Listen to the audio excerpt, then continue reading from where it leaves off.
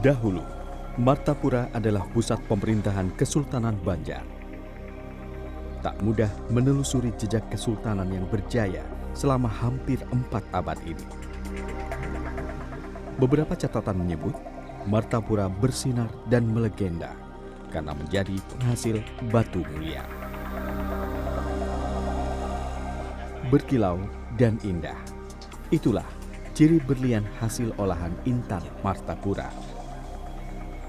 Tak hanya disukai oleh kaum Hawa, intan juga menjadi warisan benda tradisi suku Banjar yang masih tersisa.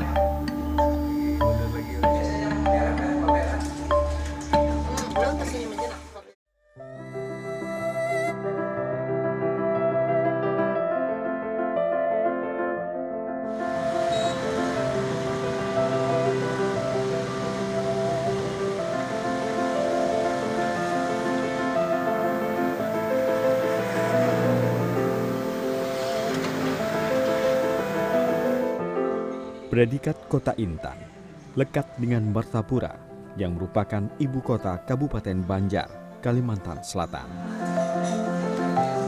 Lebih dari 25.000 ton intan dalam setahun pernah dihasilkan.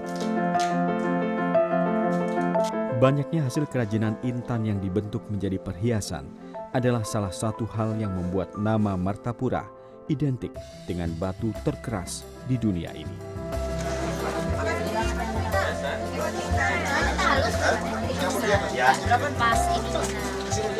Ketika minat kepada batu lainnya hanya bersifat musiman, pamor intan tak pernah hilang di telan zaman. Intan sendiri terbentuk dari gabungan mineral karbon selama lebih kurang 500 juta tahun dalam suhu lebih dari 4.000 derajat Celcius.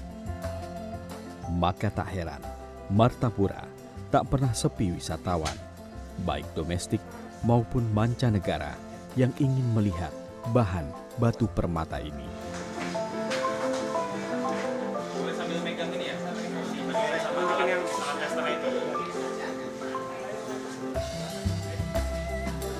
Pasar Intan Martapura adalah bentuk nyata dari banyaknya penggemar intan.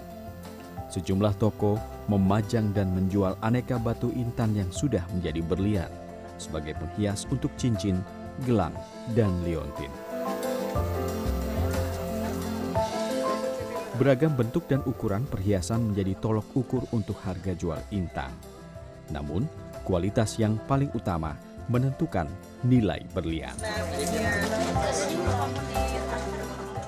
Sarannya ada yang 1,5 juta sampai 100 juta lah. Kebanyakan dari luar daerah. Dari luar daerah. Ya. Kalau untuk turis mancanegara sendiri banyak nggak sih melakukan pembelian di sini? Ada juga. Ada juga. Rata-rata dari negara mana itu? Kadang-kadang Australia. Bunyi, kalau bunyi menandakan asli. Kalau ini bukannya asli, kita tes nggak mau bunyi. Nggak mau bunyi gitu? Iya. Itu untuk cara yang modernnya? Modern. Nah, kalau cara manual biasanya pakai amplas saja. Pakai amplas saja? Iya. Itu caranya gimana kan? Digosok aja kalau amplasnya rusak. Itu berarti berlian. Kalau berlian kalau ininya yang rusak berarti bukan berlian. Oh, gitu. Kilauan intan layaknya pemikat yang menarik siapa saja yang melihatnya. Saya tadi meriksa aja, cuman mau lihat-lihat. Kalau misal sesuai, saya mau akan jual lagi. Yang nggak asli itu pancarannya kurang. Imitasi itu kan kurang. Kalau berlian asli itu kelihatan jauh-jauh sudah kelihatan.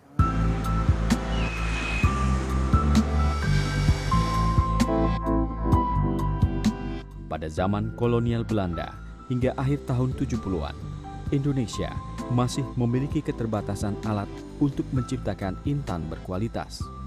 Sehingga intan-intan yang didapatkan dari tanah Martapura dibawa ke Eropa untuk diolah.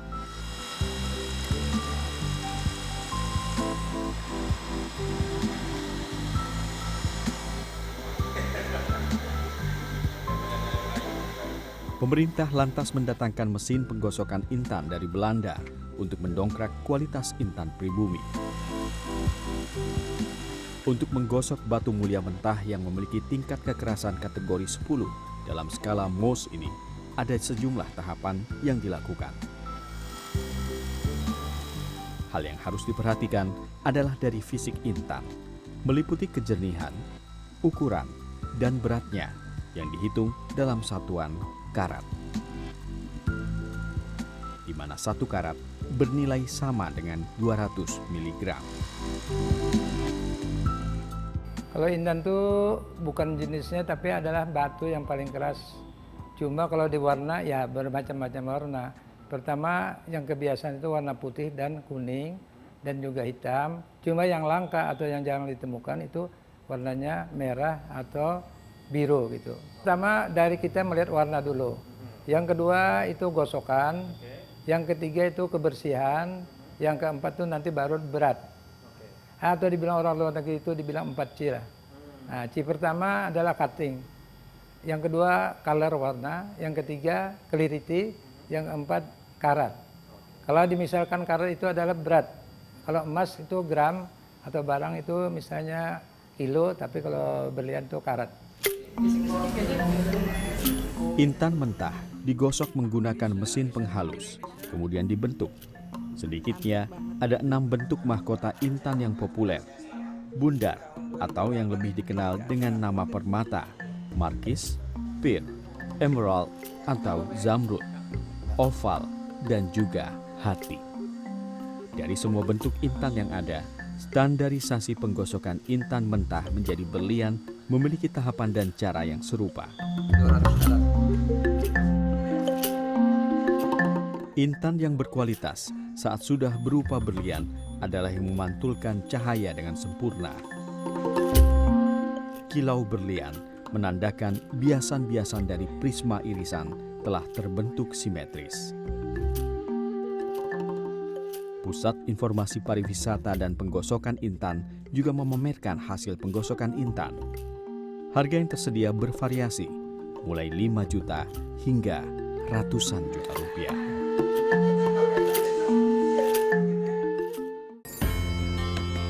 Intan tidak hanya menjadi perhiasan.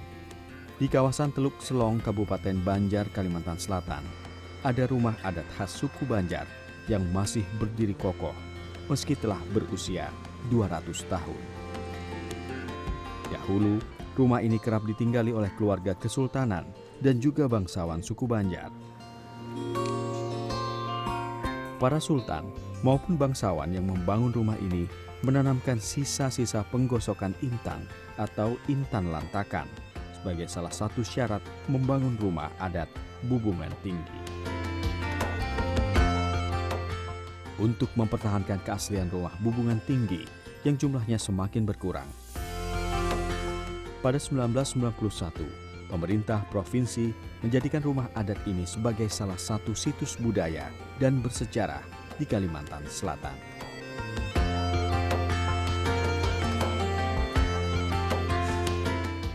Tidak jauh berbeda dengan rumah adat lainnya di wilayah Indonesia.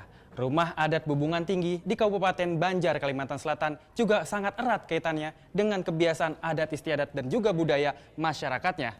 Di mana masyarakat terdahulu percaya dengan memberikan intan-intan lantakan hasil penggosokan intan itu sendiri bisa ditanamkan di setiap ujung-ujung rumah ataupun fondasi untuk memberikan keindahan dan juga keberkahan untuk rumah itu sendiri.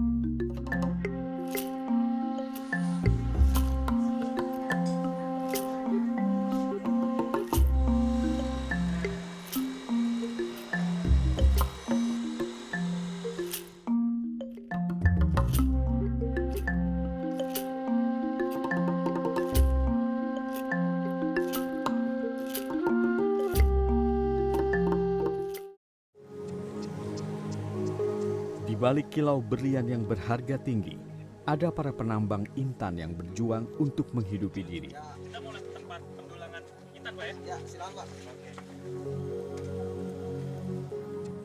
Pukul 9 pagi, puluhan penambang yang bekerja secara berkelompok memulai aktivitas harian mereka. Mesin-mesin pompa mulai dinyalakan. Mesin-mesin ini berfungsi menghisap air dan tanah yang mengandung intan. Para penambang mulai menggunakan mesin pompa pada awal tahun 2000 untuk mempercepat proses penambangan. Sekarang kan cara menggali intan sendiri sudah agak berubah seperti dulu. Kalau yang tradisional cuma bermodalkan tenaga.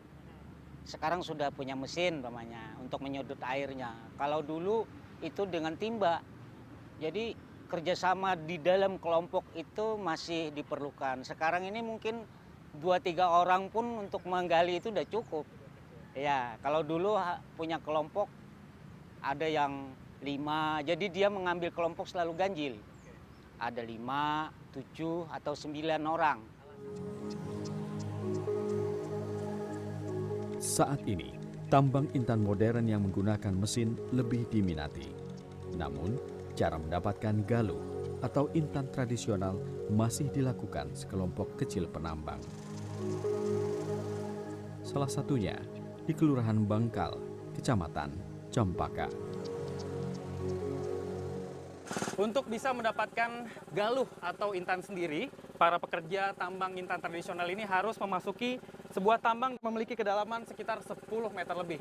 Dan bayangkan dengan kedalaman seperti itu dan juga sempitnya ruang, tentu kadar oksigen yang masuk ke dalam tambang ini sangat minim sekali. Tetapi mereka memiliki cara yang cukup sederhana, yaitu mekanis menggunakan kipas angin yang dibalut oleh plastik, kemudian disambungkan dengan pipa ini untuk dapat mengalirkan udara ataupun oksigen sendiri ke bawah agar mereka bisa sedikit bernafas dengan leluasa. Kalau tidak, mereka mungkin akan lemas di bawah sana.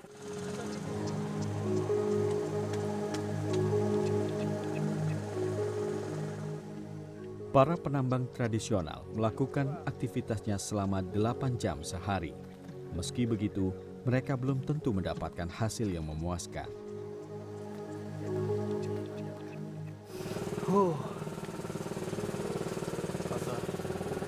Ini Pak ya.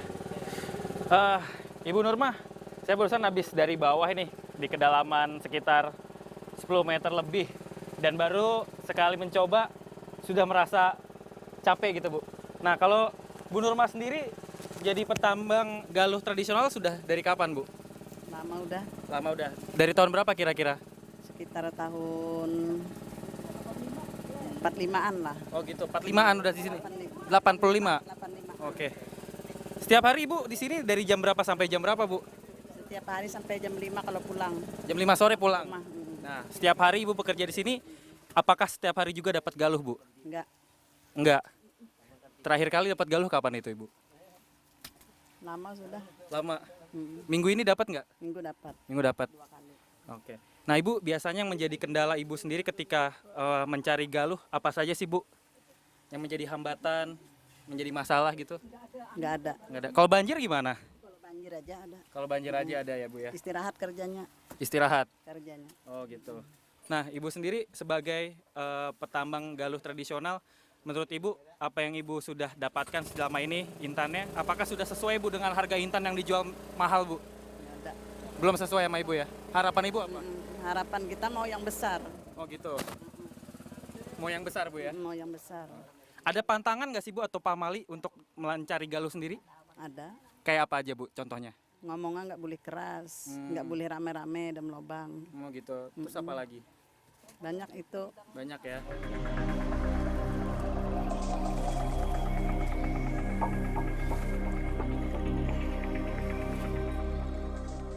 Selesai menambang di bawah tanah, para penambang melanjutkan proses pendulangan di atas permukaan.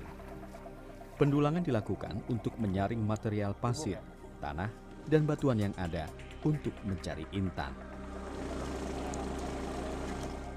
Material didulang di sebuah papan kayu yang dibentuk seperti kerucut berwarna gelap untuk memudahkan menemukan intan.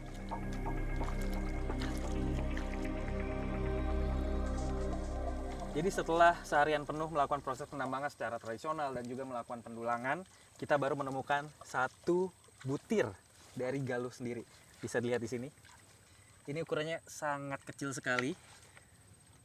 Bentuknya seperti gula pasir yang mengkristal seperti itu. Dan ini benar-benar sangat kecil. Ini baru satu-satunya didapat ya Bu, dari tadi. Ini kalau dijual berapa Bu segini Bu? Sekitar 50. 50 apa? 50.000. 50.000 sekecil ini? Iya. Oke, jadi kita masih menunggu galuh-galuh yang lain untuk dikumpulkan gitu Bu? Temannya gitu ya Bu ya? Ya semoga hari keberuntungan bisa menjadi milik kita hari ini gitu Bu ya? Sangat kecil sekali. Menurut kepercayaan warga setempat, jika telah menemukan satu intan, maka intan-intan lainnya akan segera ditemukan. Mereka percaya galuh pertama akan turut memanggil kawan-kawannya.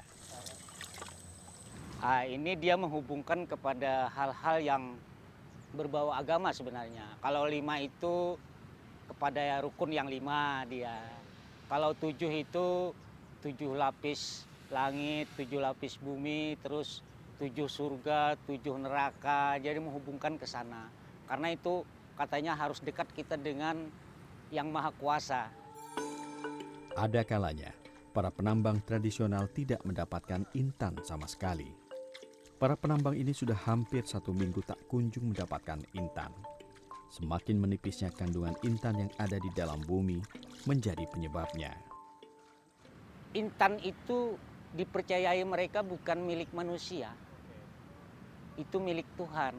Jadi seberapa jauh rezeki kita itu Tuhan yang menentukan. Nah, sehingga dia selalu menghubungkan dengan ketuhanan dan agamis itu sifatnya.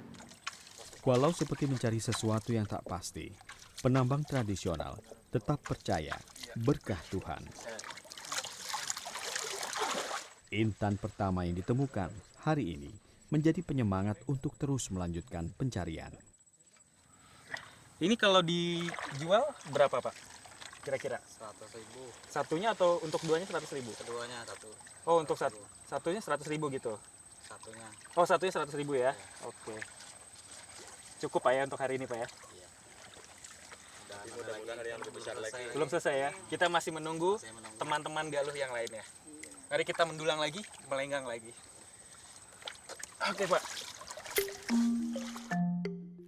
Dan petang pun datang. Matahari yang mulai condong ke peraduan menandakan selesainya aktivitas mereka hari ini. Intan yang didapat selanjutnya disimpan untuk kemudian dijual kepada para pengepul.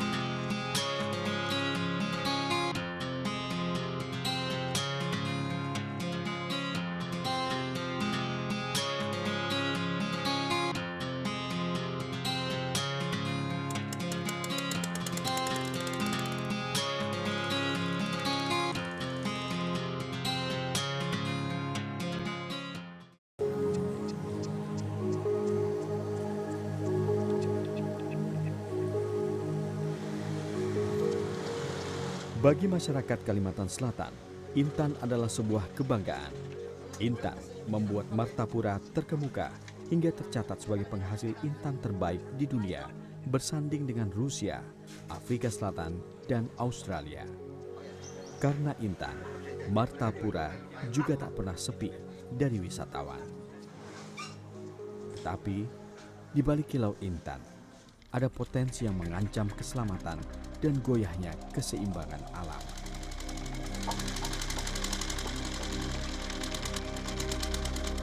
Maraknya mesin-mesin pompa yang bekerja dan banyaknya lubang-lubang tambang menunjukkan eksploitasi besar-besaran untuk mencari intan.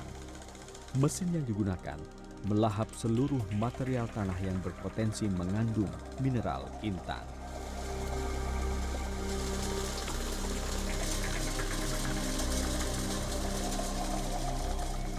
Berubahnya lahan pertanian dan perkebunan menjadi areal pertambangan tentu akan mengubah sejumlah sektor dalam ekosistem. Dampaknya meliputi aspek hidrologi, geologi, erosi tanah, hingga sedimentasi sungai pada lahan sisa penambangan. Teknologi misalnya, karena penambang rakyat yang ada ini dari dulu adalah penambang tradisional. Akhirnya dalam proses mereka melakukan penggalian, kemudian proses mencari intannya dengan sistem tradisional. Tapi sekarang setelah dampak perkembangan perumahan, kebutuhan pasir dan lain-lain, nah sekarang ini sudah mulai berubah. Yang dulu sekedar mencari intan, sekarang hampir semua menjadi ladang bisnis. Ya, ini baik itu pasirnya, kemudian batunya dan lain-lain. Nah ini tentu berdampak terhadap dengan kondisi real di lapangan, yaitu semakin masifnya, ya kan, luasan yang rusak karena muncullah pemodal-pemodal, misalnya salah satunya pemodal mesin, misalnya kan. Belum lagi keamanan para pekerja tambang. Pergeseran tanah akibat erosi bisa mengancam jiwa para penambang. Apalagi selama ini mereka tidak dilengkapi dengan standar keselamatan dan keamanan kerja.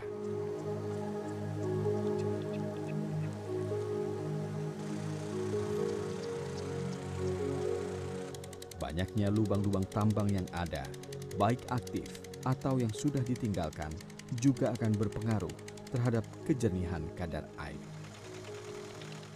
Air akan tercemar oleh proses penambangan yang menggunakan mesin tanpa adanya pengolahan limbah. Selain itu, sisi keamanan yang paling dekat mengancam para penambang adalah kandungan gas di dalam tanah yang berpotensi meracuni.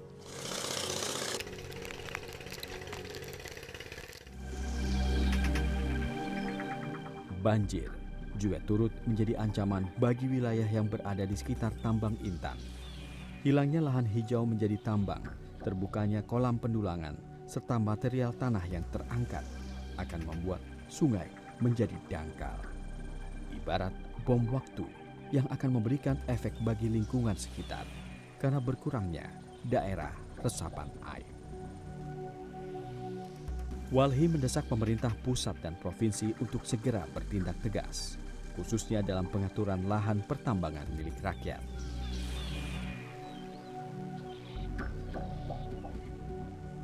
Kondisi di lapangan adalah satu-satunya yang wajib dan utama adalah yaitu proses reklamasi. Nah, ini menyambung dari yang tadi yang kita dorong agar untuk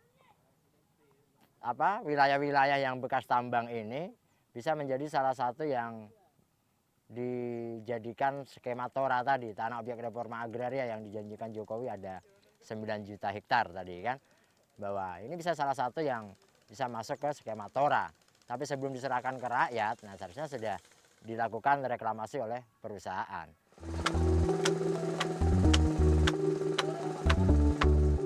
Selayaknya, proses pencarian intan selaras dengan tampilannya yang bersih dan berkilau. Tanpa duka, tanpa celah, dan tanpa kerusakan. Bagi masyarakat Martapura, intan adalah warisan leluhur tanah mereka. Kimilaunya harus dijaga agar berpendar sepanjang masa.